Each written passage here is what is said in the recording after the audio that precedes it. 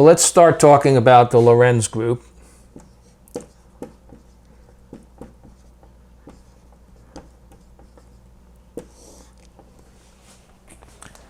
The Lorentz group, again, just to do our notation, I believe Symmetry, for some reason, uses G mu nu. Most people use eta mu nu. And either way, these are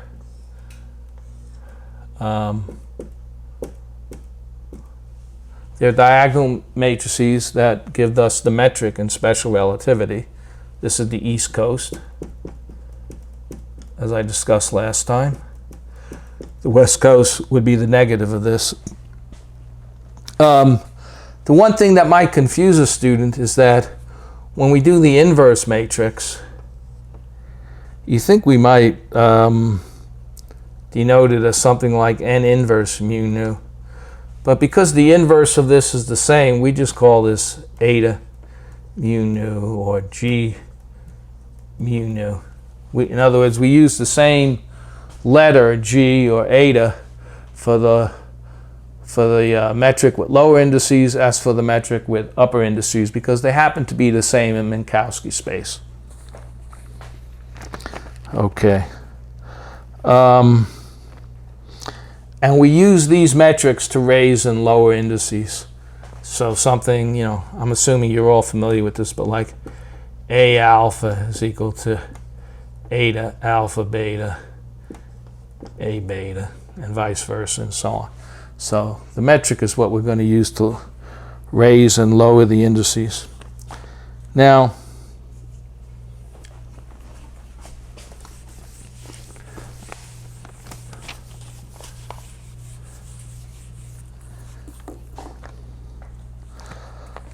the Lorentz group, the main thing that we have to have is that the space-time interval stays the same.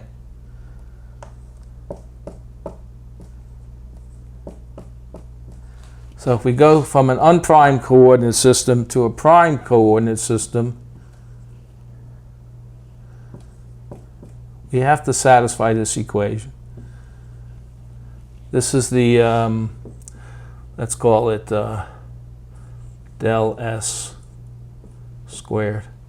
This is the space-time interval. Now, two things to note. You might say there are primes on the x's. Why don't we have a prime on the eta? Well, the whole idea of eta, when we work in Minkowski space, is that it doesn't transform. It's like the identity matrix. It always has this form in every Minkowski coordinate system. So that means we're in an inertial reference frame and we're using Cartesian coordinates. If you start using spherical coordinates, then there will be differences in that. But we're using the same Cartesian coordinates and just different inertial reference, and we're always in an inertial reference frame. So we have that, and this is the same thing. And when you divide, you're going to get eta mu nu dx prime mu. Oh, it should be a partial here.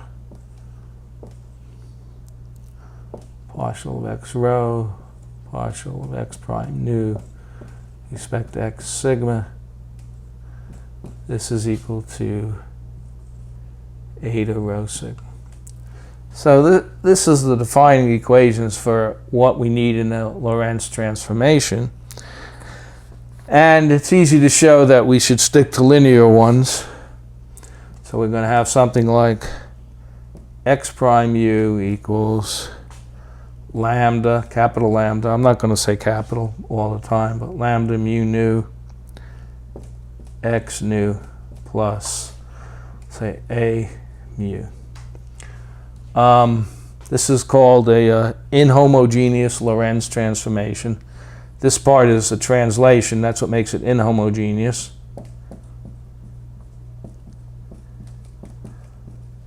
And this part is the Lorentz transformation.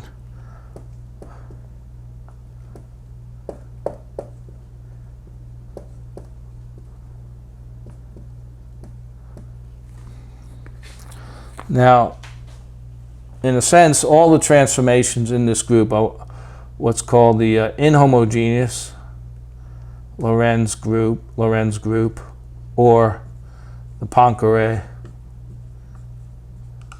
group. For the most part, we're just going to concentrate on the Lorentz part. The translation part will prove important for establishing properties of momentum operators, but we won't need them right now. So the requirement for a Lorentz transformation, if you substitute this in here,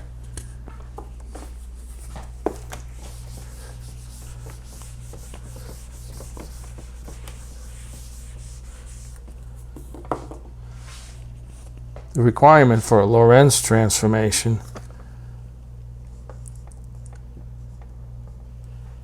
eta mu nu lambda mu rho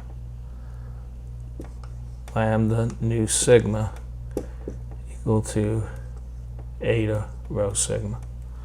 I'm going to box this. And there's also a version of this where the indices here are upstairs, this goes up, up, and this goes down, down. Easy to get that. Now, you might look at this and not quite understand it. You're not really used to this kind of thing, but you can rewrite this in a way that it becomes very understandable. And the first thing I'm going to do is, I'll establish this in a second, but this over here can be written as lambda inverse rho mu. So this is an interesting property. To take the inverse of a Lorentz matrix, it's not quite a transpose, but it's pretty close to it. And for those of you who've actually written out or looked at like electromagnetic field tensors and looked at the up and down versions and the inverses, you notice how the transpose works in a little funny different way with respect to space and time. But turns out, I'll establish this in a second, that this is that. And then we're just multiplying components here, so then I can move the eta mu nu over here, and I have a lambda nu sigma equal to eta rho sigma. So what do we get? Basically, this is a matrix multiplication. We have rho, mu, and then this is multiplication. We have nu, multiplication, and sigma. So this is basically lambda inverse eta lambda rho sigma equals eta rho sigma. Or if I take off the indices and just write them in terms of matrices, I get this. Now, this you might be a little more comfortable with this, because basically this is how matrices a lot of times transform. They transform with an inverse and the matrix behind it. Sometimes this will be a unitary, and you'll write it as lambda dagger, but that's not the case here because these are real matrices. But if you're familiar with an orthogonal transformation, the usual rule for an orthogonal transformation is OT O equals I. Well, you can rewrite that as OT I O equals I. And then from this equation, OT is O inverse, so you get O inverse I O equals I. So that's the same basic equation. Here it's basically saying under an orthogonal transformation, the identity matrix is invariant. Excuse me. And under a Lorentz transformation, the Minkowski matrix is invariant. So I need to establish this over here. Now, Signecki does this, as does Weinberg.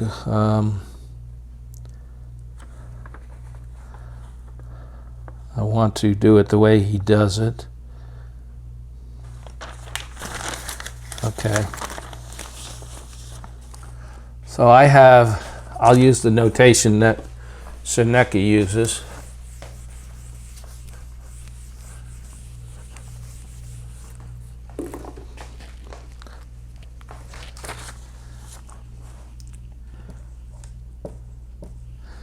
G mu nu, lambda mu rho, lambda nu sigma equals G rho sigma. So now what he does, he just says, let's just raise some of these indices. So if we raise the rho index, we're going to get del rho sigma. That's the identity matrix, Kronecker delta in 4 dimensions. And now let's leave this the same, A nu sigma, lambda. Let's raise rho on here. We raised it on there, we got to raise it on here. Lambda rho, and then this lowers the nu index, G mu nu, so we get nu down here. So by definition, the definition of inverse, we should have lambda inverse rho nu, lambda nu sigma is equal to del rho sigma. So this is the same, this is the same. It tells me these two things are the same. So A nu lambda nu rho is equal to lambda inverse rho nu. So you transpose the indices, but you don't change their upstairs or downstairs location to get an indices. Now, the next thing I want to, this lecture is going to run long. I may break it into 2. I'll see how it works.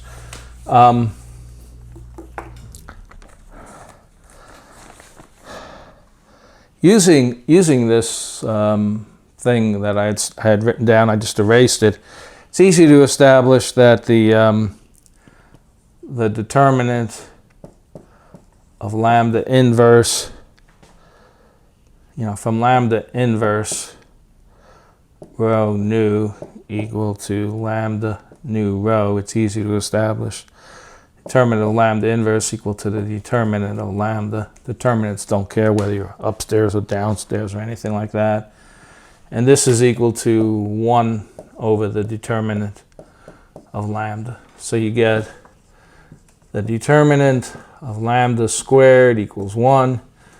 The determinant of lambda equals plus or minus 1. Okay. So also using this equation, if we look at this for the rho equals sigma equals 0 component,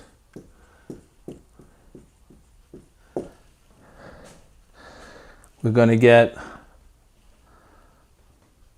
minus 1, that's what 0, 0 component of eta is equal to, and now this is 0 and this is 0, and this has to be diagonal, so we're going to have nu equals 0, 1, 2, and 3. So this is going to be equal to minus 1 times lambda 0, 0, lambda 0, 0, plus lambda I0, lambda I0. And so moving this over here and this over there, we get lambda 0, 0 squared is equal to 1 plus lambda I0, lambda I0. So obviously this is greater than or equal to 1. So we have two cases. Lambda 0, 0 is greater than or equal to 1. Lambda 0, 0 is less than or equal to minus 1.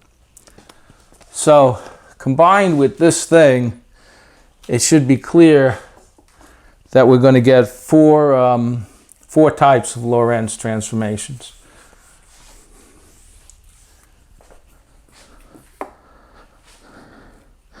And the determinant lambda equal 1 forms a subgroup, and lambda 0, 0 greater than or equal to 1. You can show, and Weinberg shows it in this book. I don't think Shanecki does, but Weinberg does. You can show that the product of two Lorentz transformations If they both satisfy this, the result will satisfy that. This also forms a subgroup. And the two of these together form the main group that we're interested in, the proper orthochronous Lorentz group.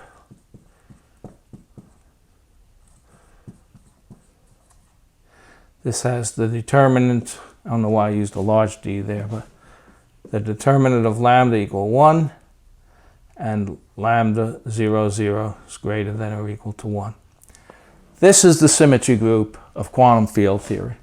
A lot of times we'll just say proper Lorentz transformation or whatever, but it's important to realize that it's not the whole Lorentz group that's a symmetry group, because there are transformations like parity,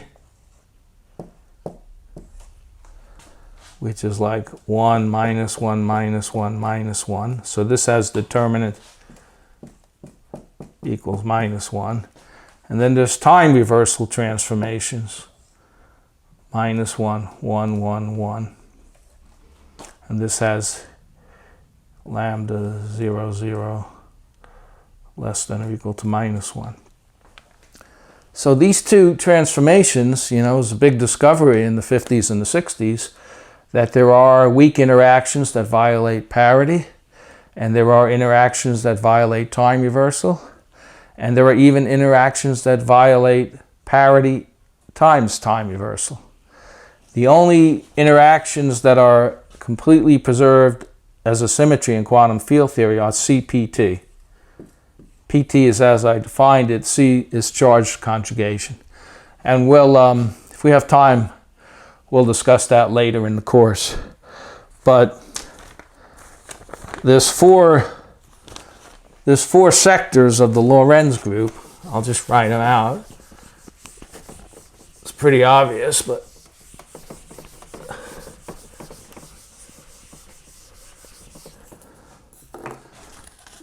you know, we can have determinant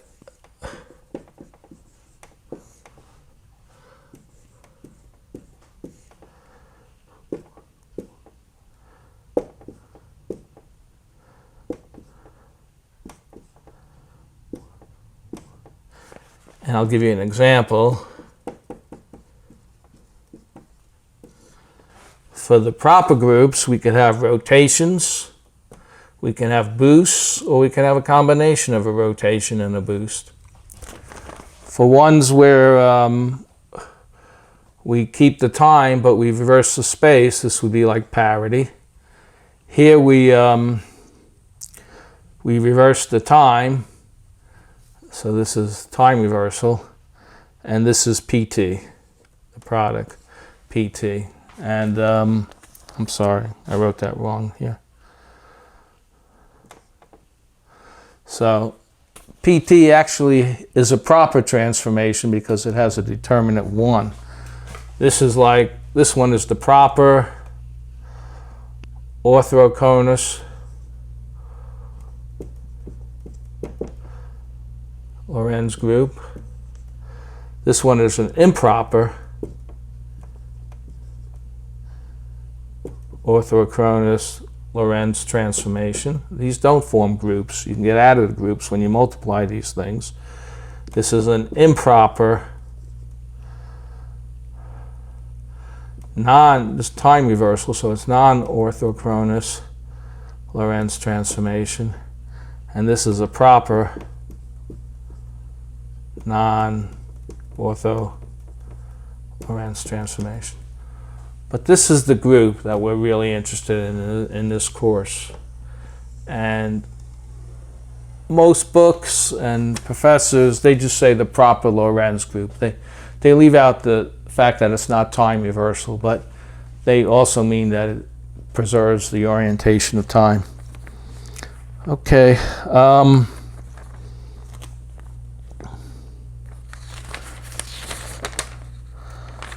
Okay, so what I want to do right now, all of this sort of covered in Szymanski, and if you verify the equations, you realize how easy it is.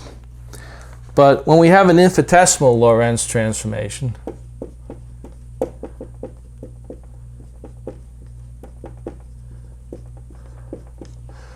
we represent it like lambda mu nu is equal to del mu nu. So this is like the identity.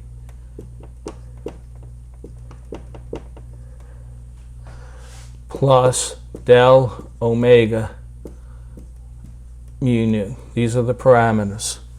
And when you substitute that, I erased it, into the condition for a Lorentz transformation, you're immediately going to get, when you lower indices, that del omega mu nu is equal to minus del omega nu u. So the parameters, we're calling the parameters del omega, and they have the indices. And because of the anti-symmetric nature, in 4 dimensions, there's only 6 of them. And that's good. That corresponds,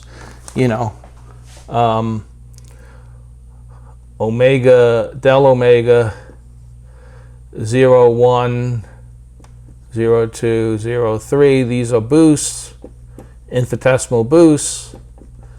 And del omega, 1, 2, 2, 3, 3, 1. These are the infinitesimal rotations.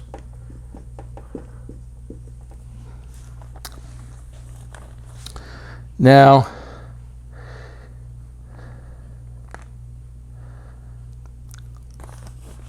what we do is we take a symmetry transformation represented by omega u.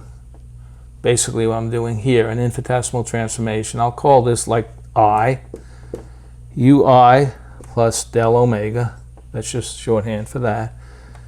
The symmetry operator, we know that the identity transformation that does nothing is just going to be represented by the identity unitary operator. So we write it down as I plus I over 2 del omega mu nu m mu nu. And this is similar to what you do in non-relativistic quantum mechanics with angular momentum.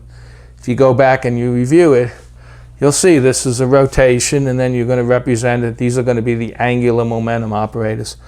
As a matter of fact, Weinberg,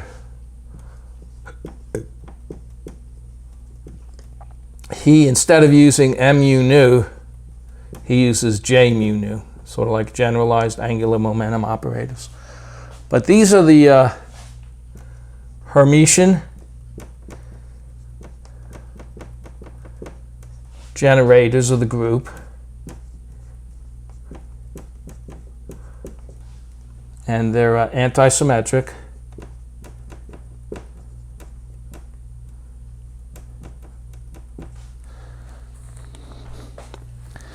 And using this, and then what Zernecke and Weinberg and everybody does is they do all kinds of things like U, lambda inverse, U, lambda prime, U, lambda.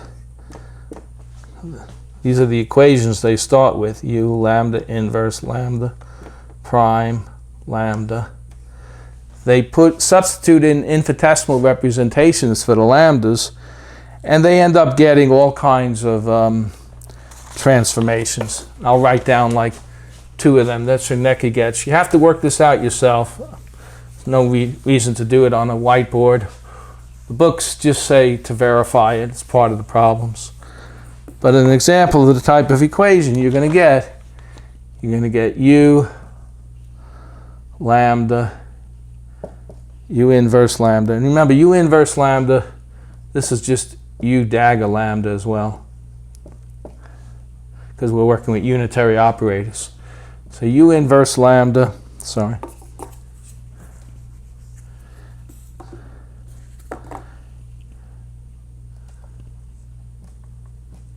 Mu nu U lambda is equal to lambda mu rho lambda nu sigma m rho sigma. So if you look at this, you can look at the right-hand side and you say, okay, mu nu transforms as a tensor. These are how tensors transform. And another example he derives is for a vector. He goes U inverse lambda p mu U lambda is equal to lambda mu nu p nu. That's exactly how a vector transforms under a Lorentz transformation. So doing all this, whether you read Signecki or you read Weinberg, you're going to end up getting the Lie algebra of the Lorentz group.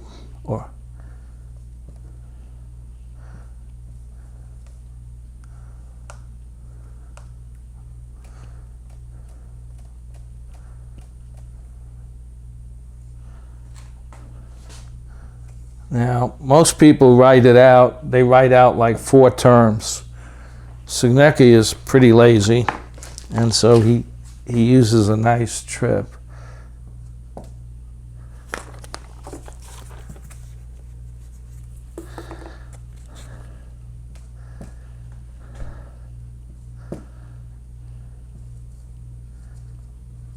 And no one remembers this by heart. You just got to work it out or look it up in the book. And then he has minus. There's another term in it, and he just says switch mu and nu for the other term here. And then, so that gives you 2 terms. Then to get the other 2 terms, take this and just switch rho and sigma.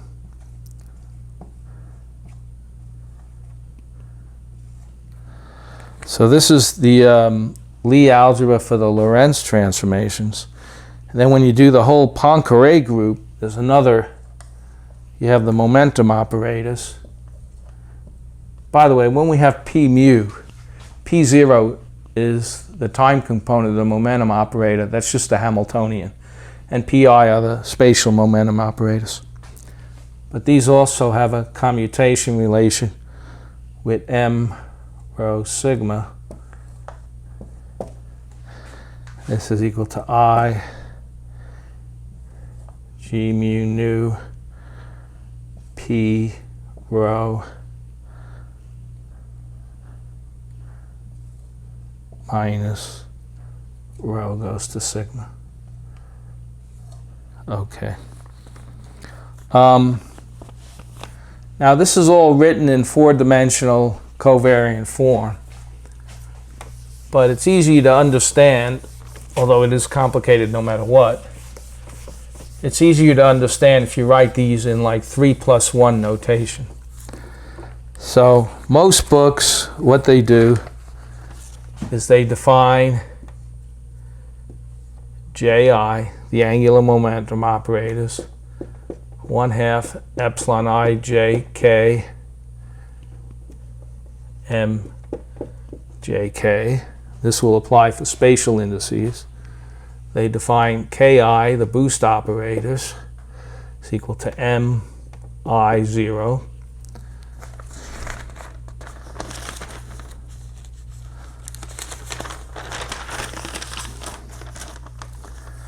And using these operators, then the commutation relations, you can rewrite them and they work out into forms that are more recognizable.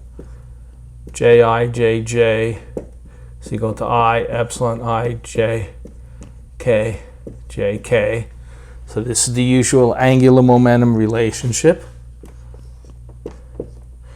Ji comma ki is equal to I epsilon I j k k k. And if you remember your quantum mechanics, anything which has a commutation relation with angular momentum has this kind of transformation. This tells us that boost is a vector. Boost is a vector operator. Then we have ki comma kj is equal to minus I epsilon I j k, jk. Now this is interesting. First of all, there's the minus sign there. That's unexpected. But what this is really telling you is that if we have consecutive boosts, if we boost in the x direction, and then we boost in the y direction, and those of you who are good at special relativity will notice this comes up in the Thomas precession in the hydrogen atom, and it's usually a favorite problem in special relativity. Two consecutive boosts is not just the third boost. So it's a boost, so something like boost in x and boost in y will be equal to a rotation by an angle theta times a boost, let's say, the direction would be like ix plus jy over the square root of 2. Let's say they were equal here. Something like that. It would be a boost plus a rotation, or sometimes you write it as a boost. I don't want to write that parameter there because it's not really actually that, but it's a boost times a rotation also. So this is sort of telling you that not only did two boosts not commute, but they sort of lead to rotations. Now, now I want to write down some more commutation relations. There's a lot of them, and I'll probably leave a couple out. Ji comma h, remember h is equal to p0, is equal to 0. That's good. That tells us angular momentum is conserved. Ji with the 3-vector momentum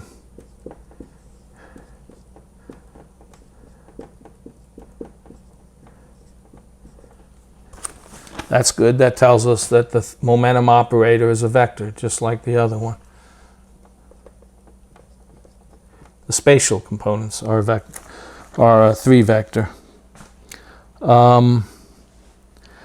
Then we have the ones with the boost. These are the ones that are like the hardest to understand. Ki comma h is equal to I pi. What this tells us is that boosts are not conserved.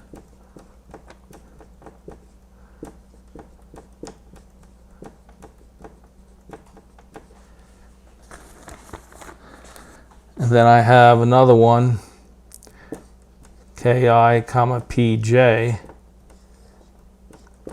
Now altogether we have 10 operators. We have 3 angular momentum operators, 3 boost operators, 3 spatial translation operators, those are the momentum operators, and 1 time translation operator, time development, that's the Hamiltonian, or the 0 component of the momentum operator. So altogether we have 10 operators, and we have to give the commutators between all of them. Ki pj is equal to I del ijh. What this tells us at least is that if I and j are in different directions, k is like a velocity operator. Well, I'm not sure what exactly this means. If I is a boost in the x direction and commutes with a momentum operator in the y direction. I have to think about that. And then finally we have pi comma pj equals 0, as in regular quantum mechanics, and p comma h equals 0. Momentum is conserved. So I'm almost done here. I wanted to go back to these things. When you see an equation like this, if you look in 2 different books, sometimes they seem different. I'm going to give you an example, but they're actually the same. So this is 2.4.9 from Weinberg. I might change the indices, but it's basically the same equation. U lambda P rho U inverse lambda is equal to lambda mu rho P mu. Okay?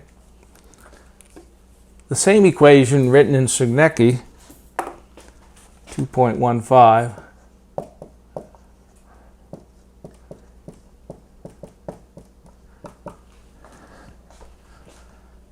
is U dagger lambda P rho U lambda equal to lambda rho mu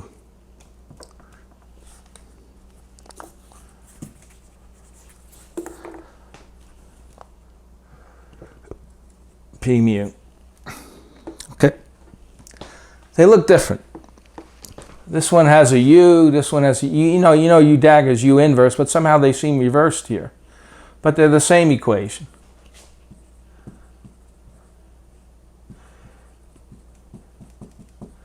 And I'll show you right now how to establish it. First of all, let's take this equation, multiply by U on the right and U inverse on the left. So we get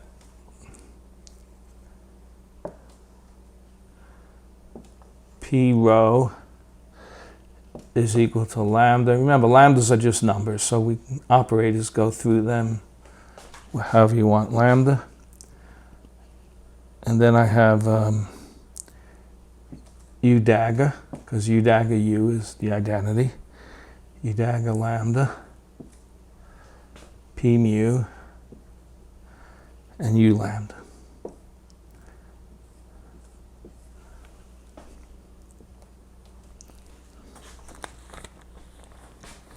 Now, using what we established before, we can write this as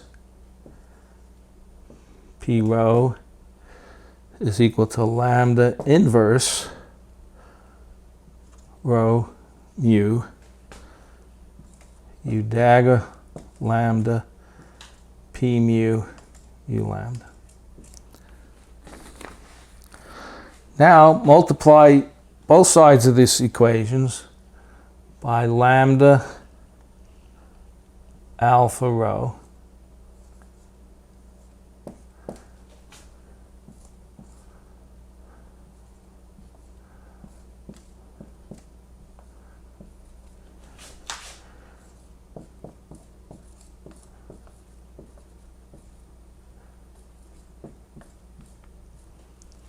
Okay, so this, you can see this is just lambda inverse alpha mu. This is just the Kronecker delta.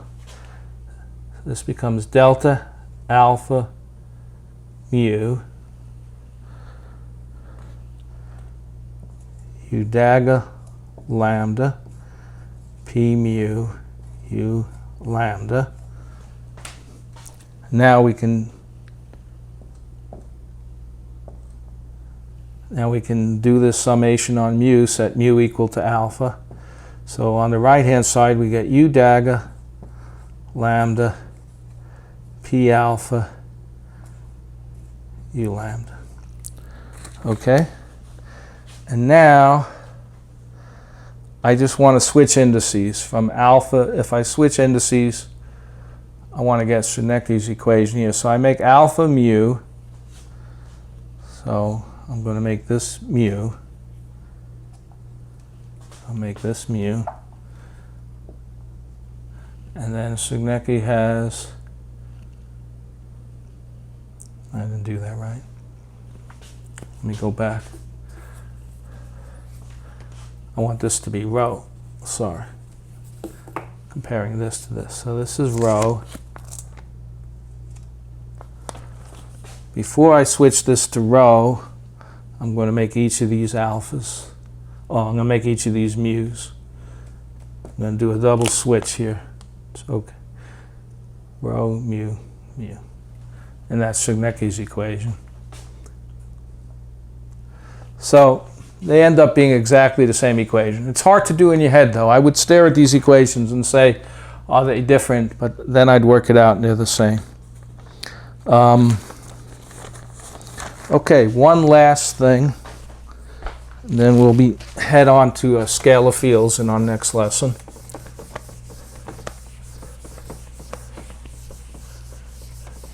There's lots of ways to get these equations, but Zernike does something I really like. He just uses the Heisenberg picture and analogies. So he does, the Heisenberg picture tells us e to the I h t phi. Let's say phi is a scalar field depending upon coordinates and time. Phi, I'm going to make that 0. So at time t equals 0, we have fields in the Schrodinger picture. And now we're converting it to the Heisenberg picture. It's equal to phi x comma t. Okay. Now he says what we did here is we went from 0, we translated to time t by multiplying by e to the iht and e to the minus iht. And he basically says we can do the exact same thing for the x coordinate. We just have to use a covariant analogy. So he does e to the minus I p, say p alpha x alpha phi 0 comma 0. He just writes it as phi 0, but it's space 0 and time 0. E to the I p alpha x alpha equal to phi of x comma t. So now so if you remember his convention, the 0 coordinates, p0 will be the Hamiltonian, but this will be minus the time because time changes. So this is the same as e to the iht, e to the minus iht, but we also have the spatial part. We have the e to the minus I p dot x phi of let's say we're at x, forgetting about time right now, we're at 0, e to the I p dot x is equal to phi of x. And this is how translations in space works. They have to be opposite signs in order to have it covariant for the whole thing. So this is how a scalar field transforms to the space-time from the Schrodinger picture. In general, we'll have under a Lorentz transformation,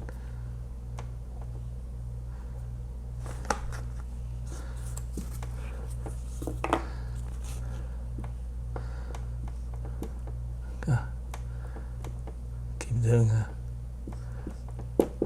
u lambda inverse phi of x, u of lambda is equal to phi of lambda inverse x. Now a lot of people don't understand this part over here. And if you think about rotations, it's very easy.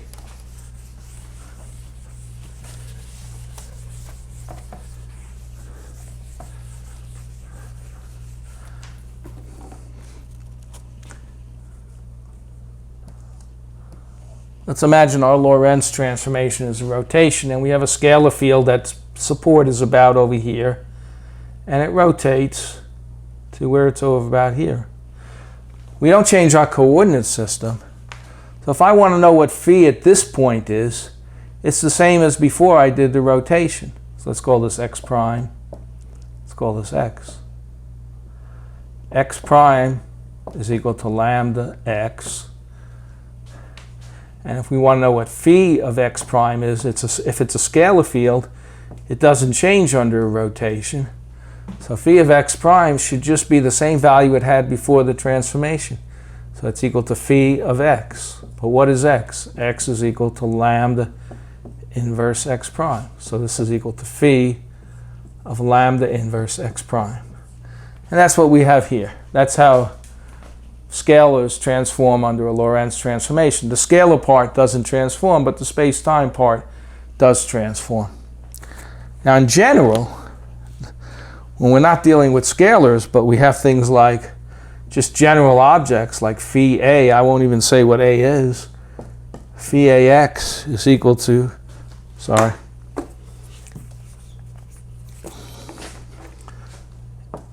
goes to phi a prime x prime, which is equal to,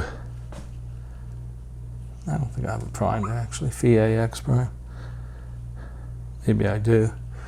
But it's equal to s a b lambda, depends on the Lorentz transformation, phi b lambda inverse x.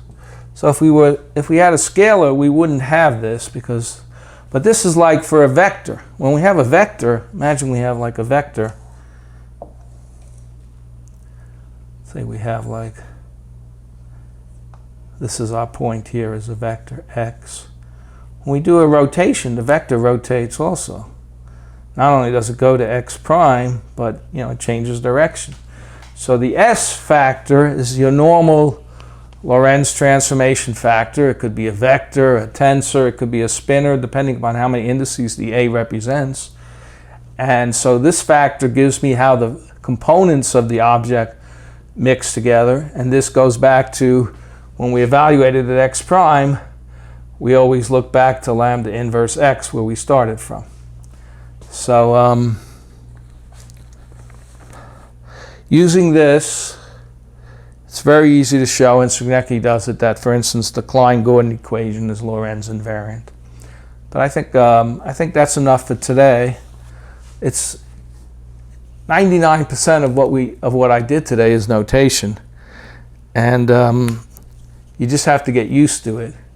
We're not going to use all this much. Here and there we'll use it. Here and there these things will come in, particularly when we start studying spinors and vectors and tensors. We'll need these things. And if you read up in like chapter 3 of Peskin and Schroeder, he does a lot of that, and so do the other books. But because we're only going to be doing scalars for the first third of Sugnicki's book, we don't have to worry about this s or a lot of these things. A lot of these things are just trivial. So I'll see you next time. We'll start talking about the scalar field and Klein-Gordon equation and creation and annihilation operators and etc. etc. The free scalar field will be next. Thank you for watching. Bye-bye.